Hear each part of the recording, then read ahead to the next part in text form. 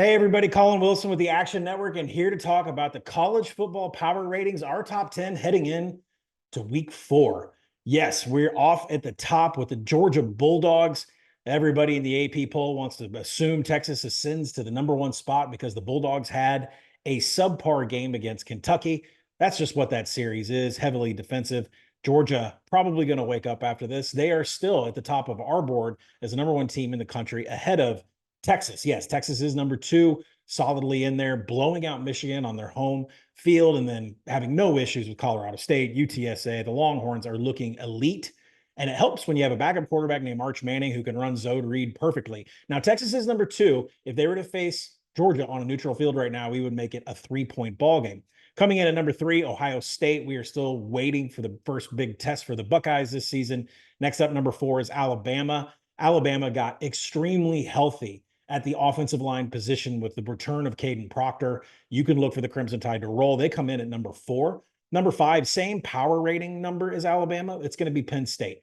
Andy Kotelnicki offense is working there for Drew Aller. We're going to see if they can take the next step against some tougher competition coming up. Now, #6, they're the Oregon Ducks. Right now, would make them about an 8-point underdog to Georgia on a neutral field. A very good showing for the Ducks down in Corvallis, blowing out Oregon State, having no issues defending the rush, having no issues creating explosive plays. This is the Oregon team that we've been waiting for. Coming up next, #7 is Ole Miss. Ole Miss beat Wake Forest 40-6. Beat them so bad that Wake Forest has already canceled next year's game. We are still waiting for Ole Miss to get into SEC competition. We'll find out what they're really made of. Next up, Miami, similar boat as Ole Miss. Miami comes in at #8.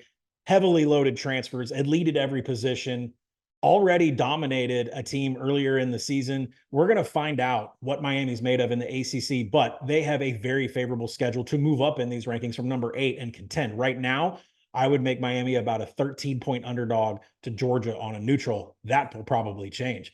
USC comes in at #9. The Trojans have a huge week against Michigan, going on the road after a couple of impressive showings, not allowing any points in some non-conference games, really showing out against LSU. Miller Moss looking Heisman-esque, after 2 years of Caleb Williams there. Now they're going to go on the road to the Big House, and a number that's already got a tug of war around 6.5 and 5.5.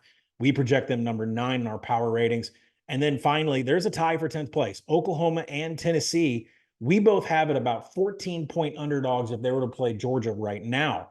But Oklahoma and Tennessee are going to play each other, and there is heavy steam in the market. Tennessee was about -3 in a look-ahead line last week, now hovering around 7 and 7.5 in the market, going to face the Sooners. Josh Heupel returns to the place where he won the Heisman Trophy.